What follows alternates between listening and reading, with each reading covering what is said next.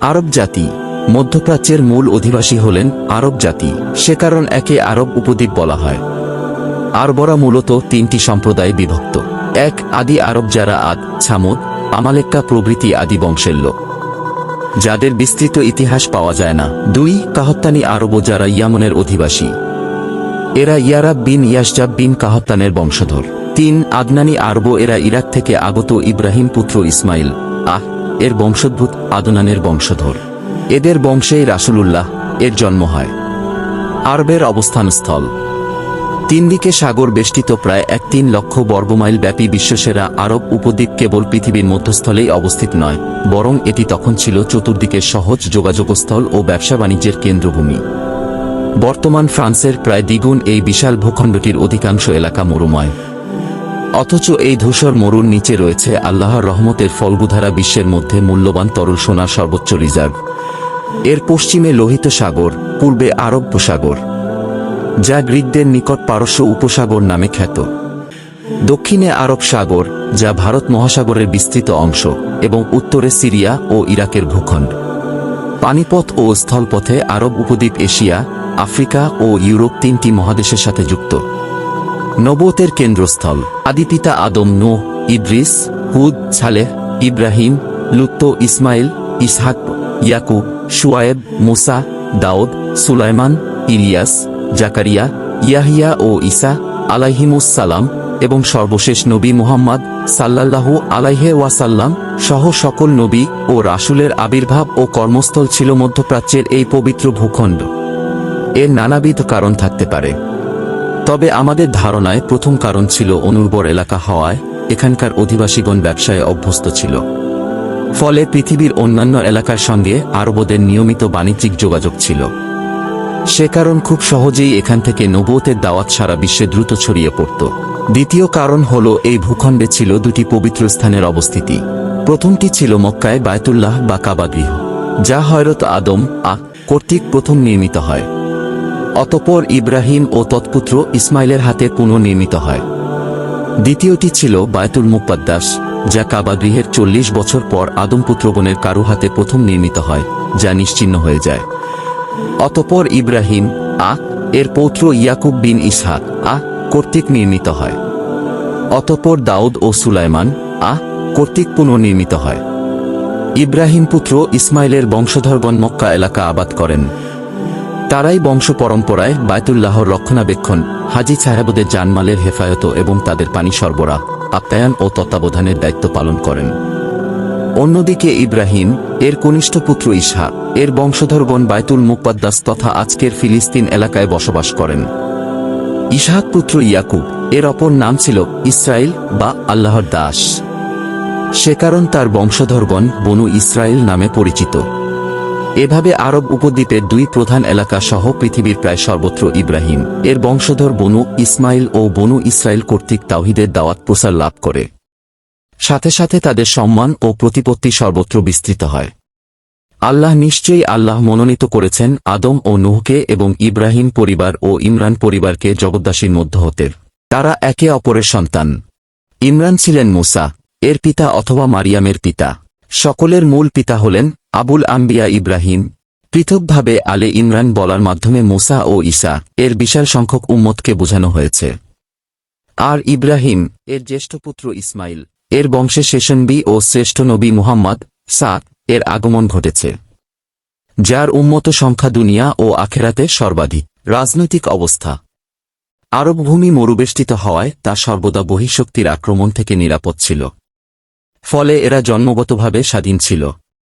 এই সময় আরবের দক্ষিণাংশে ছিল হাবশার সাম্রাজ্য, পূর্বাংশে ছিল পারসিক সাম্রাজ্য এবং উত্তরাংশের ভূখণ্ডসমূহ ছিল রোমক সাম্রাজ্যের কর্তৃত্বগত। সম্রাট শাসিত এইসব অঞ্চলের অধিবাসীরা সবাই ছিল ধর্মের দিক দিয়ে খ্রিস্টান, যদিও প্রকৃত ধর্ম বলতে সেখানে কিছুই ছিল না। মক্কা ও ইয়াছরিব, মদিনা সহ আরবের বাকি ভূখণ্ডের লোকেরা স্বাধীন ছিল। তাদের কোনো কেন্দ্রীয় শাসন ব্যবস্থা ছিল না, তবে তারা গোত্রপতি শাসিত ছিল। ধর্মীয় অবস্থা। এ ব্যাপারে জানার জন্য কুরআনই বড় উৎস। সে বর্ণনা অনুযায়ী জাহেলি যুগের আরবরা আল্লাহর নৈকট্য হাসিলের জন্য মনোবরা উপাস্য সমূহ নির্ধারণ করেছিল। তারা আল্লাহকে স্বীকার করত। সেই সাথে সুপারিশকারী হিসাবে অন্যদের উপাস্য মানত। আনাম 6:1-9। ঐতিহাসিক বর্ণনা অনুযায়ী তারা মূর্তিগুলিকে তাদের পূজিত ব্যক্তিদের রুহের অবতরণ স্থল সমূহ বলে মনে করত। মূর্তি পূজা তাদের আকীদা ও সমাজ সংস্কৃতিতে মিশে গিয়েছিল। যুগ পরম্পরায় তারা এই আকীদায় বিশ্বাসী ও রীতিনীতিতে অভ্যস্ত হয়ে উঠেছিল। জুকরুফ 4:3-2-2। তারা কাবা গৃহে মূর্তি স্থাপন করেছিল এবং হজ্জের অনুষ্ঠানসমূহে পরিবর্তন এনেছিল। তাওয়াফের জন্য হারামের পোশাক নামে তারা নতুন পোশাক পরিধানের রীতি চালু করেছিল। নইলে লোকদের নগ্ন হয়ে তাওয়াফ করতে হতো। কুরাইশরা মূর্তি পূজা করত। সেই সাথে নিজেদেরকে ইব্রাহিম এর একান্ত অনুসারী হিসাবে হানিফ একনিষ্ঠ একত্ববাদী বলত। এছাড়া তারা নিজেদেরকে হুমস কাত্তিনুল্লাহ আহলুল্লাহ এবং আল্লাহর ঘরের বাসিন্দা বলে দাবি করত। সে কারণ তারা মুজদালিফায় হজ্জ করত, আরাফাতের ময়দানে নয়। কেননা মুজদালিফা ছিল হারামের অন্তর্ভুক্ত এবং আরাফাত ছিল হারাম এলাকার বাইরে, যেখানে বহিরাগত হাজিরা অবস্থান করত। ইসলাম আসার পর এই প্রথা নিষিদ্ধ করা হয় এবং সকলকে আরাফাতের ময়দানে অবস্থান করতে বলা হয়। তারা হজ্জের মাসসমূহে উমরাহ করাকে সবচাইতে নিকৃষ্ট কাজ বলে ধারণা করত। তারা কাবা গৃহে ইবাদতের সময় শীষ দিত ও তালি বাজাত। তারা আল্লাহর নাম ও গুণাবলীতে পরিবর্তন এনেছিল। তারা জিনদেরকে আল্লাহর শরীক নির্ধারণ করেছিল এবং ফেরেশতাদেরকে আল্লাহর কন্যা বলত। তারা তাকদীরকে এবং কিয়ামতকে অস্বীকার করত। তারা ইবাদত করত, কুরবানি করত বা মানত করত আখেরাতে মুক্তি লাভের উদ্দেশ্যে নয়, বরং দুনিয়াবী স্বার্থ হাসিলের জন্য। তারা মৃত্যু ও অন্য বিপদাপদকে আল্লাহর দিকে নয় বরং প্রকৃতির দিকে সম্বন্ধ করত। তারা মূর্তির সম্মানে কুরবানি চালু করেছিল, লাত ও উয়ার নামে কসম করত এবং নক্ষত্রের মাধ্যমে বৃষ্টি প্রার্থনা করত। আরবদের বিশ্বাস ছিল যে প্রতি 3 দিন পর একটি নক্ষত্র পশ্চিমে অস্ত যায় এবং একই সাথে পূর্ব দিকে একটি নক্ষত্র উদিত হয়। তাদের বিশ্বাস মতে উক্ত নক্ষত্র অস্ত যাওয়ার সময় অবশ্যই বৃষ্টি হয় অথবা ঠান্ডা হাওয়া প্রবাহিত হয়। সে কারণ বৃষ্টি হলে তারা উক্ত নক্ষত্রের দিকে সম্বন্ধ করে বলত, আমরা উক্ত নক্ষত্রের কারণে বৃষ্টিপ্রাপ্ত হয়েছি। আল্লাহর হুকুমে যে বৃষ্টি হয় এটা তারা বিশ্বাস করত না। এভাবে তারা তাওহীদ বিশ্বাস থেকে বহু দূরে চলে গিয়েছিল। অথচ এটাই ছিল তাদের পিতা ইব্রাহিমের মূল দাওয়াত। তাদের চরিত্রে ও রীতিনীতিতে এমন বহু কিছু ছিল যা ইসলামকে ধসিয়ে দিত, যেমন বংশগৌরব করা ও অন্য বংশকে তাচ্ছিল্য করা। রাসূলুল্লাহ বলেন, আমার উম্মতের মধ্যে 4টি বস্তু রয়েছে জাহেলিয়াতের অংশ, যা তারা ছাড়েনি। আভিজাত্য গৌরব, বংশের নামে তাচ্ছিল্য করা, নক্ষত্রের মাধ্যমে বৃষ্টি প্রার্থনা করা এবং শোক করা। জাহেলি যুগের অন্যতম রীতি ছিল পিতামাতার কাজের উপর বড়াই করা, মসজিদুল হারামের তত্ত্বাবধানের দায়িত্বে গর্ব করা, তওবা 9:1-9-5-5।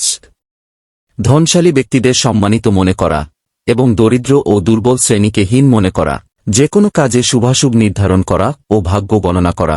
পক্ষান্তরে অনেক জাহেলি কবির মধ্যে তাওহীদের আকীদা ছিল, যেমন মুয়াল্লাদ বা খ্যাত কবি জুহায়ের বিন আবি সুলমা ও কবি লাবিদ বিন রাবিয়াহ প্রমুখ। 2. কাবা গৃহে হজ্জ জারি ছিল। হারামের মাসগুলির পবিত্রতা বজায় ছিল। অদৃষ্টবাদের আধিক্য থাকলেও তাদের মধ্যে ক্রায়া ও কদরের আকীদা মওজুদ ছিল। ইব্রাহিমী দিনের শিক্ষা ও ইবাদতের কিছু নমুনা মক্কা ও তার আশপাশে জাগরুক ছিল। তাদের মধ্যে সততা, বিশ্বস্ততা, সাহসিকতা, আতিথেয়তা, প্রতিশ্রুতি রক্ষা প্রভৃতি অনন্য গুণাবলী অক্ষুণ্ণ ছিল। সামাজিক অবস্থা। গোত্রীয় সমাজ ব্যবস্থা। আরবদের সামাজিক ব্যবস্থা ছিল গোত্রপ্রধান, যার কারণে বংশীয় ও আত্মীয়তার সম্পর্ককে খুবই গুরুত্বপূর্ণ মনে করা হতো। মারামারি ও হানাহানিতে জর্জরিত উক্ত সমাজে কেবল গোত্রীয় ঐক্যের সুদী বন্ধনের উপর নির্ভর করেই তাদের টিকে থাকতে হতো। ন্যায়ান্যায় সবকিছু নির্ণীত হতো গোত্রীয় স্বার্থের নিরিখে। আজকালকের কথিত গণতান্ত্রিক রাজনৈতিক সমাজ ব্যবস্থায় যে উৎকট দলতন্ত্র আমরা লক্ষ্য করছি, তা জাহেলি আরবের গোত্রীয় সমাজ ব্যবস্থার সঙ্গে অনেকটা তুলনীয়, বরং অনেক ক্ষেত্রে তাদের চাইতে নিম্নতর অবস্থায় পৌঁছে গেছে। গোত্রসমূহের মধ্যে প্রায় যুদ্ধবিগ্রহ লেগে থাকত। সে কারণ তারা অধিক সংখ্যায় পুত্র সন্তান কামনা করত। অধিক সংখ্যক ভাই ও পুত্র সন্তানের মালিককে সবাই সমীহ করত। যুদ্ধে পরাজিত হলে অন্যান্য সম্পদের সাথে নারীদের লুট করে নিয়ে যাওয়ার ভয়ে অথবা দরিদ্রতার কারণে অনেকে তাদের কন্যা সন্তানকে শিশুকালেই হত্যা করে ফেলত। তাদের কোনো গোত্রীয় আর্থিক রিজার্ভ ছিল না। যুদ্ধ শুরু হলে সবাই প্রয়োজনীয় ফান্ড গোত্রনেতার কাছে জমা দিত ও তা দিয়ে যুদ্ধের খরচ মেটাত। তবে পূর্ব থেকে ধর্মীয় রীতি চলে আসার কারণে তারা বছরে 4টি সম্মানিত মাসে জুলকবাদা, জুলহিজ্জাহ, মুহাররম ও রজব যুদ্ধবিগ্রহ বন্ধ রাখত। এটা ছিল তাদের জন্য অতি গুরুত্বপূর্ণ একটি ধর্মীয় রক্ষাকবচ। গোত্রনেতাগণ একত্রে বসে সামাজিক শান্তি ও শৃঙ্খলা রক্ষা করা, কোনো গোত্রের সাথে যুদ্ধ শুরু বা শেষ করা কিংবা সন্ধিচুক্তি সম্পাদন করা ইত্যাদি বিষয়ে আলোচনার মাধ্যমে নিষ্পত্তি করতেন। মক্কার দারুন নাদোয়া ছিল এজন্য বিখ্যাত। ৩. তাদের মধ্যে মদ্যপানের ব্যাপক প্রচলন ছিল।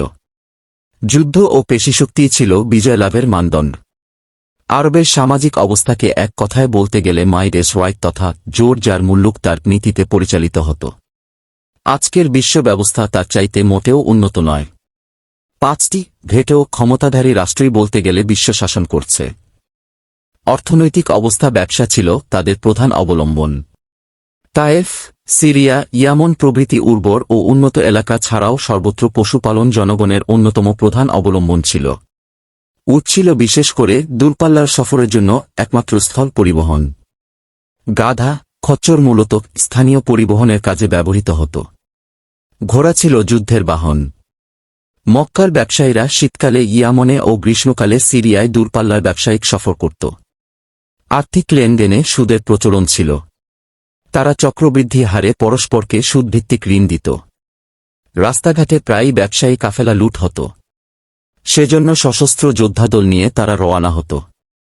তবে কাবাগৃহের খাদেম হওয়ার সুবাদে মক্কার ব্যবসায়ী কাফেলা বিশেষভাবে সম্মানিত ছিল এবং সর্বত্র নিরাপদ থাকত। বছরের ৮ মাস লুটতরাজের ভয় থাকলেও হারামের ৪ মাসে তারা নিশ্চিন্তে ব্যবসা করত। এই সময় ওকায়, জুলমাজান্নাহ প্রভৃতি বড় বড় বাজারে বাণিজ্য মেলা ছাড়াও আরবের বিভিন্ন প্রান্তে আরও অনেকগুলি বড় বড় মেলা বসত। এইসব বাণিজ্য মেলায় প্রচুর বেচাকেনার মাধ্যমে ব্যবসায়ীরা লাভবান হতো। তাদের মধ্যে বস্ত্র, চর্ম ও ধাতব শিল্পের প্রচলন ছিল। ইয়ামন, হীরা, সিরিয়া প্রভৃতি অঞ্চল এইসব শিল্পে সমৃদ্ধ ছিল। তবে গৃহের আঙিনায় বসে সুতা কাটার কাজে অধিকাংশ আরব মহিলা নিয়োজিত থাকতেন। কোনো এলাকায় কৃষিকাজ হতো। ছোলা, ভুট্টা, জব ও আঙ্গুরের চাষ হতো। মক্কামদিনায় গমের আবাদ ছিল না। মুয়াবিয়া এর খেলাফতকালে প্রথম সিরিয়া থেকে মদিনায় গম রফতানি হয়। খেজুর বাগান ব্যাপক হারে দেখা যেত। খেজুর ছিল তাদের অন্যতম প্রধান উপজীবিকা। তাদের কোনো গোত্রীয় অর্থনৈতিক ফান্ড ছিল না। সে কারণ সমাজের লোকদের দারিদ্র্য ও রোগব্যাধি দূরীকরণে ও স্বাস্থ্যসেবার কোনো সমন্বিত কর্মসূচি ও কর্মপরিকল্পনা তাদের ছিল না। ফলে পারস্পরিক দান ও বদান্যতার উপরেই তাদের নির্ভর করতে হতো। নিখাত পুঁজিবাদী অর্থনীতি চালু ছিল, যার ফলে সমাজে একদল উচ্চবিত্ত থাকলেও অধিকাংশ লোক ছিল বিত্তহীন। সাধারণ অবস্থা ছিল এই যে, আরবদের সহায় সম্পদ তাদের জীবনমান উন্নয়নে ব্যয়িত না হয়ে সিংহভাগই ব্যয়িত হতো যুদ্ধবিগ্রহের পিছনে। ফলে ক্ষুধা ও দারিদ্র্য ছিল তাদের নিত্যসঙ্গী। আরবীয় সমাজে উচ্চবিত্ত লোকদের মধ্যে মদজুয়া ইত্যাদির ব্যাপক প্রচলন ছিল। সেখানে বিত্তহীনরা দাস ও দাসীরূপে বিক্রয় হতো, মানবেতর জীবন যাপনে বাধ্য হতো। কুরাইশরা পরস্পরে ব্যবসায় জড়িত ছিল। হাশেম বিন আবদে মানাফ গোত্রনেতাদের মধ্যে এই পারস্পরিক ব্যবসায়িক সম্পর্ক গড়ে তোলেন। ইসলামিক ইতিহাস এবং ইসলাম নিয়ে জানতে চাইলে এই পেজটি লাইক দিন এবং ফলো করুন এবং আমার ইউটিউব চ্যানেলটি সাবস্ক্রাইব করুন। পাশে থাকুন। ধন্যবাদ সবাইকে।